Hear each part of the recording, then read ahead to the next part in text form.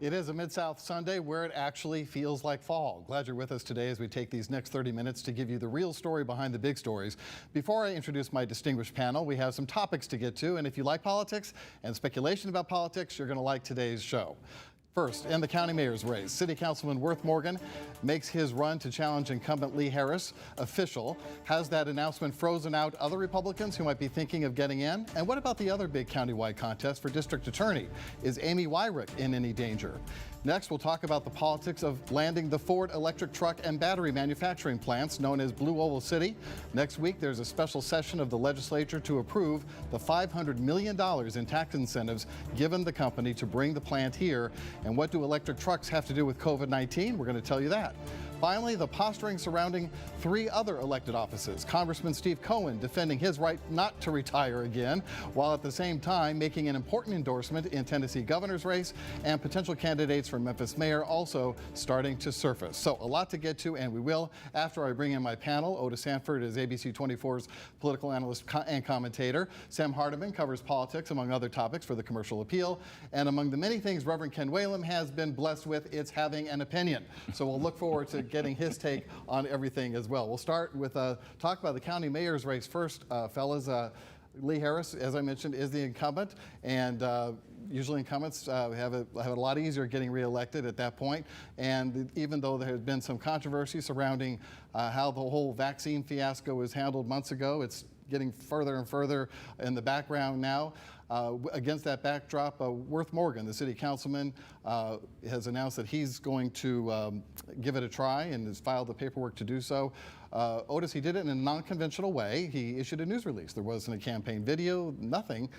Just talk about how you feel how this is rolled out and what you think his prospects are. Well, I mean, obviously he has the money to do it, and so he has that on his side. He has some name recognition, having served on the council since he first got elected in 2015. So you have to say that he's a viable candidate. It would have been nice for him to make an announcement in front of the news media and answer some questions about what he sees as the big issues here, because he's only talked about one in an interview later on last week, where he talked a lot about the county's response to COVID-19. But this will be a very tough test for Worth Morgan, primarily because he has not had to run a really tough race in any of his two city council races. So we'll see how he goes up against an incumbent who I still think has the inside track to get reelected. Sam, you've been reporting on this as well. You know, Worth Morgan was outspoken in being for consolidation, which we know is not very popular really in the city or outside the city for that matter. Hold on, he has not actually really he's weighed in on a charter commission. He has not actually said that he thinks it should happen. I think he's kind of tried to stay a middle path. Okay, to be fair, but he was for the formation of the commission to explore it, I guess. That's more accurate? Okay. Yes. He voted against extending minority contract programs, and it just where do you see this race going as far as he's concerned? And do you think he has perhaps frozen out Mark Billingsley, the county commissioner, and Frank Colvett? I think, to answer your second question, I think that from what I hear politically, both from my colleague Catherine Burgess as well as the reporting I do on the city side, I think people are very skeptical about wanting to get in a race in the Republican primary with Worth Morgan. He's going to have the resources, and he's, you know, on the Republican side, a pretty formidable candidate. Going to Worth Morgan, the candidate, I think Otis had a great column this week on the Daily Memphian in which he said that this is Worth Morgan's test. This is stepping off of just being one of 13 on the Memphis City Council. And if he wins the primary, he's going to be one of 2 in a general election. In all of the opinions that Worth Morgan has taken, all of the votes where he's attempted to make a statement, whether it's on minority contracting or others, are going to come back and they're going to be asked about. And I think that is going to be his test. Can he connect with rank and file normal people in Shelby County and answer these tough questions? And I think that's his test. I think that from what I've seen of him as a public official, he is a hard worker. So I think he is going to try to meet those tests. We'll see how it goes. And Ken, what's your take on this? Well, I tweeted right after the news came out that Worth was going to run, I tweeted and suggested to him that he go back and get some life experience maybe, and maybe some experience actually doing something for a larger community before he decides to run. I personally, as a lifelong Democrat, I hope that he does freeze out other hopeful GOP candidates, because I think he's going to be an easy target for somebody who is strong in the Black community, somebody who's strong in the activist community, and somebody who's strong in the Democratic community, because I don't see how in a partisan primary he's going to be able to separate himself from Donald Trump. Otis, some political observers I talked to did find it was interesting that he just issued a news release and really has avoided the cameras since he became a city councilman. It's interesting to me. There's always a group that kind of like being under the radar. They don't really seek out the cameras, and not that you have to do that, but if you want to get comfortable for debate situations, you've got to be able to handle some tough questions now and then from reporters, and he's just not a councilman who's inclined to do that. Well, that's true. He's a very nice young man. I've had some conversations with him. He spoke to Rotary a few weeks back. But you're right, Richard. He has not shown himself to be that outgoing when it comes to facing the public and certainly facing the media. Reed Hedgepeth was another city councilman who sort of flew under the radar like that. I don't think that that's going to play well when you are trying to run for a countywide office, especially one like county mayor. And I think Ken hit the nail on the head here when he talked about how is Worth Morgan going to play in the African American community? When you look at the demographics now, African Americans countywide make up 51% of the population. White county residents make up just 35%. And even the Hispanic population has grown. It's now at 8%. I just don't know how Worth Morgan is going to appeal to a sizable African American electorate because of some of the votes that he has taken here. It's going to be a tough challenge for him all the way around, even though he's a nice guy. All right, well, enough picking on Worth Morgan. Let's talk about the incumbent, Lee Harris. Reverend Ken, do you see him having any vulnerabilities here? Richard, I'm so sorry. I didn't hear. The audio was bad. I didn't hear what you said. Any vulnerabilities as far as Lee Harris is concerned? Oh my goodness, yes. In fact, I think Lee has an uphill climb in the Black community, particularly if anybody else in the Black community who has any kind of experience, any kind of charisma decides to get in the race. Because I don't think Lee has done what he could have done to strengthen and excite his base, Richard. Sam, are you hearing any names of people who might challenge him on the Democratic side? Well, as we reported a couple of weeks ago, Ken Moody is thinking about challenging Lee Harris for the Shelby County Democratic nomination. Reverend Whalum, let me ask you this. What do you think of Ken Moody getting in that race? Do you think it's a viable option? Well, absolutely, Ken Moody is a viable option, as well as are some other people. But this is more important than who it is in particular. Memphis, Tennessee has an abject negative history of putting more than one Black candidate in any race and splitting the vote and allowing the white candidate or whoever the conservative or the candidate of the business community, they can just win. And I think that's what we're in danger of experiencing, especially with Worth Morgan, who has so much money that he could buy off a couple of Black people. Well, but to that point, because this is a partisan election and you have a primary, it's going to be one-on-one when we get down to August for the county general election. And I do agree with Ken to a certain degree here about the aloofness that Lee Harris has shown from time to time in the African American community. But when we get down to the August voting, unless there is somebody really strong who can challenge him in the Democratic primary, in an August general election, when you have a lot of top elected officials in this community that are not African American, I think African American voters are going to say, I'm content to keep who we have and not change and get another white candidate in a race, in a seat in this community. I think race is going to be an issue, whether we want to talk about that or not.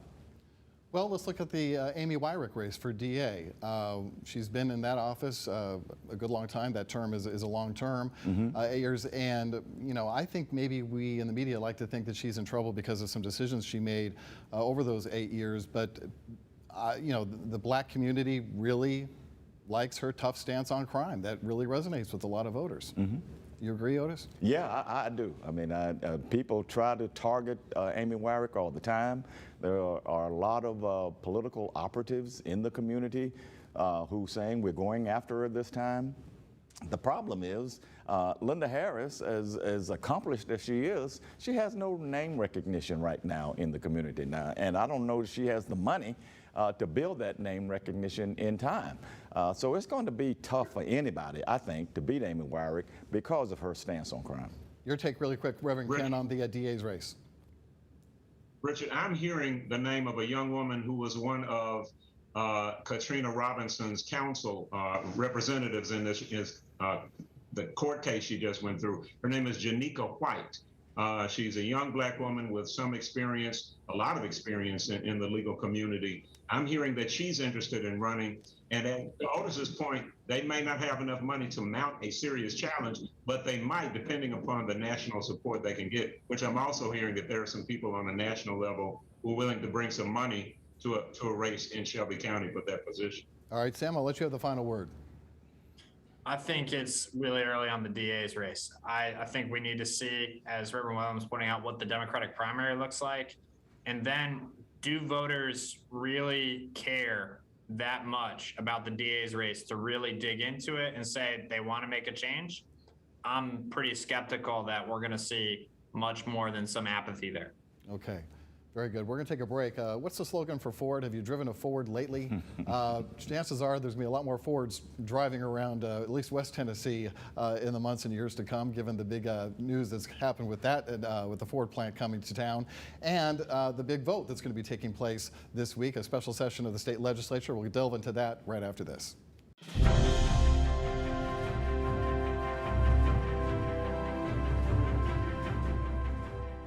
I'm an oversharer. I can't contain myself. That's part of being the flu. Each year, I kill tens of thousands of Americans. Hey, I invented going viral. Call 526-2126. What should we do? I'm going to cashnetusa.com. I can apply in minutes, and if approved, we can have the money as soon as the same business day. Go to cashnetusa.com to apply for the money you need. If you're injured, hire a lawyer who will fight for every penny you deserve. Last year, we recovered $1 billion for our clients. There's only one Morgan & Morgan. Hey, I'm Influenza. Here with my friends HPV and measles. We're doing a little social networking. It's okay if you don't like us, because we like you.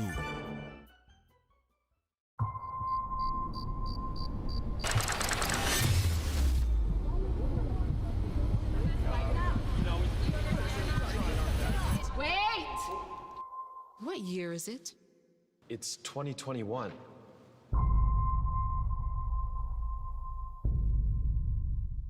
Now, with so much on the line, more Americans are turning to David Muir and ABC's World News Tonight than any other newscast across all of television.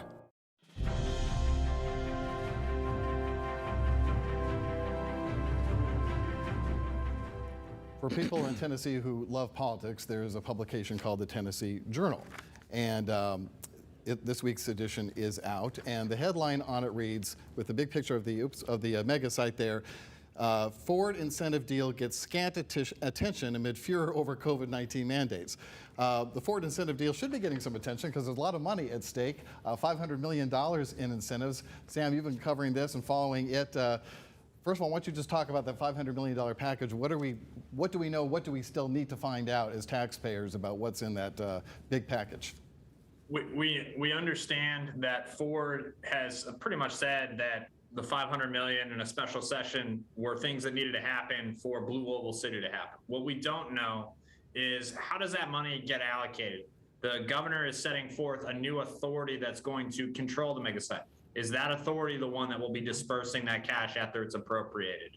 What are the clawbacks? We don't know that at all. Like, this is $500 million, $500 million. That's gigantic. That's the city of Memphis budget plus or minus a couple $100 million.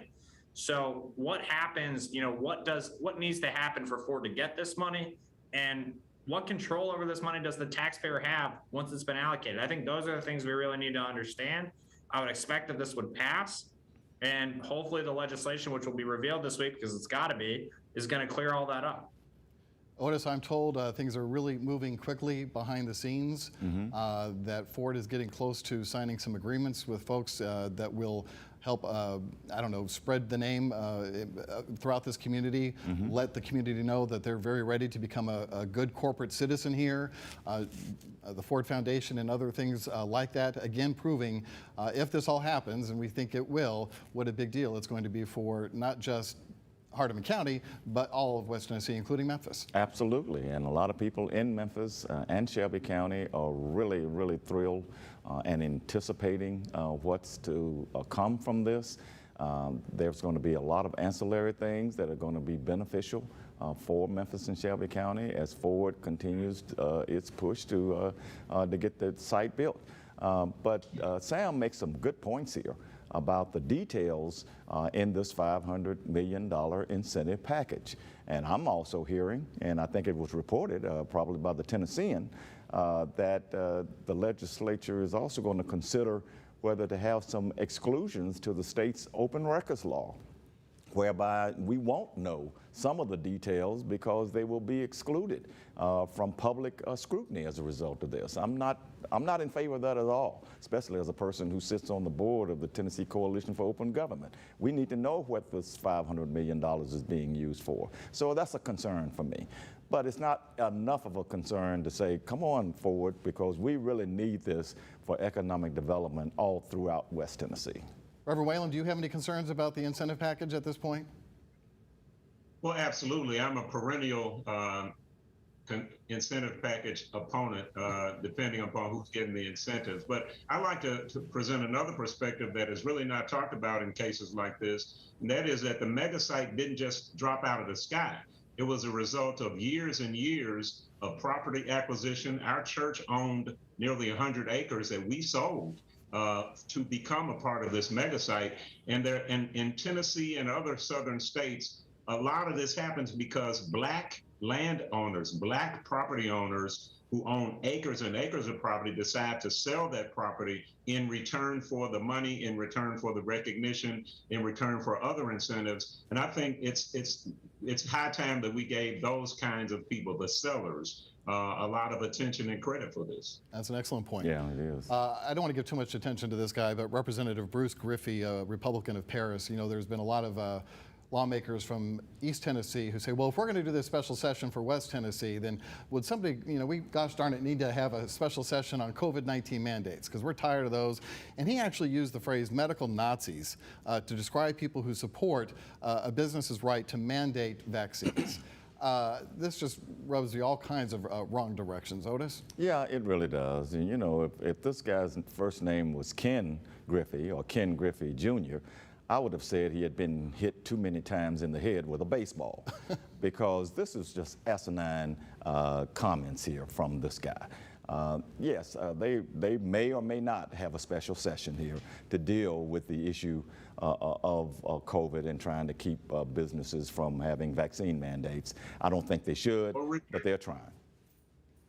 Richard, based on what's going on in the news today, speaking of Black athletes, and that we can tie to this story, Kyrie Irving is another famous Black athlete who is in the news a lot lately because he refuses to get the vaccine. There's a lot of conspiracy theories that he's buying into, apparently. The Tennessee Business Roundtable has just put out a notice that they're opposed to the government getting involved at all. They don't want businesses to be interfered with as they make their decisions with regard to COVID. And so, though I would love to laugh at Representative Griffey, we just have to shake our heads at how deep this thing is entrenched, man, in people's psyche.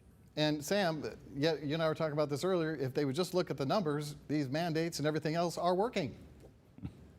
Yeah, I think first I'd like to say is with all due respect to Representative Griffey, when you invoke a genocidal, regime describing, a vaccine mandate, it sort of changes the conversation away from the debate about the role of government in vaccine mandates and equates it with something else. So moving beyond that, yeah, right now, COVID-19 and the Delta variant that we went through this summer, this gigantic surge that was tragic and hundreds of people died in Shelby County, it's on the way down. Right?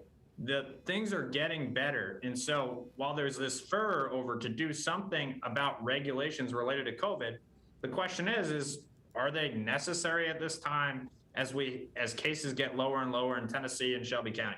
I don't know. Got to leave it there. We're going to take a break and talk about the governor's race, congressional races, mayor's races. We'll get a little more wonky for you right after this. We buy any car. We buy any car. We buy any car. Did you know trading in your car at a dealer could cost you money? A recent study found consumers who trade in their car pay an average of $990 more. So don't trade in. Sell it to We Buy Any Car. Learn more and get your free online valuation now at WeBuyAnyCar.com. Find out how much your car's worth at We Buy Any Car. Lowe's showrooms have a variety of stylish flooring you'll love for years to come. Like Pergo Wet Protect and Stainmaster, exclusively at Lowe's.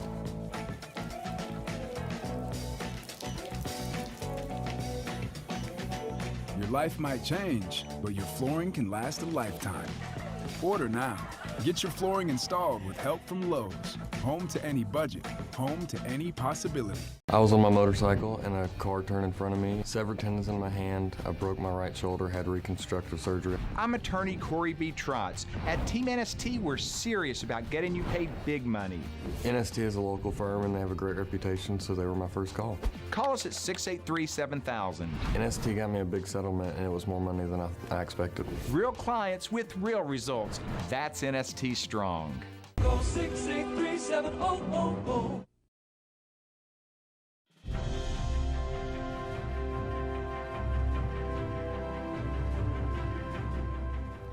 Back with my panel. Sam Hardiman, you had the story about Representative Steve Cohen once again having to say, I'm not retiring, but everyone just please back off. But there was a legitimate reason why that came to the forefront this week. Yeah, Richard, it was sort of a funny moment on Twitter. There aren't many funny moments on Twitter, but this was a funny one. Jake Sherman of Punchbowl News tweeted, Representative John Yarmouth of Kentucky had said that Cohen was agonizing over whether to retire or run for re-election. And Jake Sherman tweets this out. That's news, a notable Democratic retirement. Steve Cohen tweets back saying this has been greatly over-exaggerated. And then Sherman doubled down and was like, just tell me straight, are you considering retiring? Cohen said no. And so the speculation, which was alive for a couple hours about Steve Cohen's political future and what happens to the 9th Congressional District if he retires, is now gone. It's kind of funny. Yeah. It's kind of a funny 2-hour news segment. Reverend Whalum, how long is the list of Democrats that are chomping at the bit to run for Congress when and if Mr. Cohen does decide to step down from his congressional seat? I think every Black person on the city council, every Black person on the county commission, every Black state representative, every Black state senator, the list goes on. I'm a bit concerned about Steve. I'm disappointed because he jumped into the governor's race of all things to endorse a candidate, J.B. Smiley, when I don't think it was necessary. I think Steve is so comfortable and so self-assured that he could never, ever lose. And I have been a supporter of Steve for years. I just think that was a bad move. What do you think about that move, endorsing J.B. Smiley for the governor's race? Well, I think it was just a harmless political move on his part, get some Democrats who may not be all that enamored with Steve Cohen to support him. It doesn't mean anything because Smiley is so far behind when it comes to his chances of winning. I just think it was just a harmless thing. Really quick on the Memphis mayor's race, some names already wanting to get out there, even though that's not till 2023. Ken Moody, again, who works for the mayor, and Van Turner, the former head of the county commission. Play the odds on that one, Sam. Well, I think what we're hearing about Ken Moody is right now he's got, it seems, a real foot in the Shelby County Mayor's race. He's stepping into that. And then there's possibility that if he doesn't run for that, he could run to replace his boss, Memphis Mayor Jim Strickland. I think that is going to shake out in the next couple of weeks, and we'll really know what Ken's doing. And then, Van Turner, a lot of people consider him the favorite in 2023 for next Memphis mayor. We are just about 24 months away from that election. Of course, in the city mayor's race, Reverend Ken, there is no primary, so you could feasibly have someone win with, and it has happened in the past with 22% of the vote. And again, your point to diluting the black vote really starts to have even more of an impact in a race like that where there is no primary. Well, as I've said before, keep your eyes on Paul Young, who is now at the Downtown Memphis Association, or whatever they call it, who was formerly over HCD. Paul has some very deep roots in the political and business and religious communities, and as I understand it, has a definite interest in running for city mayor. I think it's going to be very exciting. It's interesting to see who Jim Strickland endorses there, because Van Turner did endorse Jim Strickland in the last go-around, and all three of these men are people who are close to him and have worked for him in one way or another. There's no question about that. Yeah, Commissioner Turner has worked with the Strickland administration on the Confederate monuments. He was a willing partner for Memphis Green Space, with Memphis Green Space. So it would be a very interesting position for Mayor Strickland if all three of those guys were to get in the race. Well, we know what the position is there. You just say, I'm close with all these gentlemen, I'm not going to make an endorsement. And that's what he's going to do. Yeah. But I have to say right now, I have to think that Van Turner will be the front runner if he announces his ties with the NAACP will help him, and all of that work with the statues that will help him as well. But yeah, Paul Young is a formidable candidate as well. All right, we'll have to leave it there. We'll be back to wrap things up right after this. Sorry, Ken, gotta go. Be right back. When you use Constant Contact, prepare accordingly. Let's win this with email marketing and more to drive your business forward.